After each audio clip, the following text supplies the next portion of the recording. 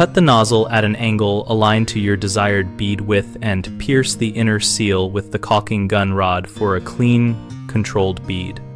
Start by choosing the correct tip size and angle for the job, because that determines how much caulk will extrude and how easy it is to control in a bath seam. For most bathtub seams, aim for a bead width of about 1/8 to 3/16 of an inch and cut the nozzle at a 30 to 45 degree angle, so the opening follows the joint profile. Use a utility knife with a steady hand and make a single decisive cut rather than multiple snips to avoid a ragged edge. After cutting, insert the tube into the gun and use the rod or puncture tool to pierce the inner foil seal fully so flow starts immediately when you squeeze. Test the bead on scrap material or paper towel to confirm width and flow before working on the tub area, because adjustments after starting the real run are harder and messy. Keep a damp rag and a smoothing tool or a finger dipped in a mild soapy water solution, ready to tool the bead within a few minutes of application to shape it and force adhesion into the joint.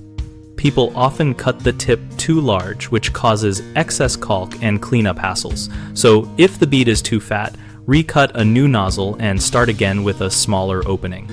Another common issue is failing to pierce the inner seal completely, which produces sputtering and air pockets. Pull the rod all the way through or use a long nail to make a full puncture.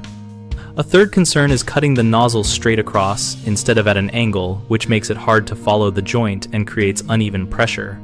Always cut on a slant matched to the bead width and keep your wrist steady to maintain an even pace. We run bighomeprojects.com to connect homeowners with local contractors and to provide a forum where people can discuss techniques like caulk tip sizing, troubleshooting, and product choices. We help contractors find work while our discussion community lets homeowners and pros exchange practical advice and learn what works on real projects.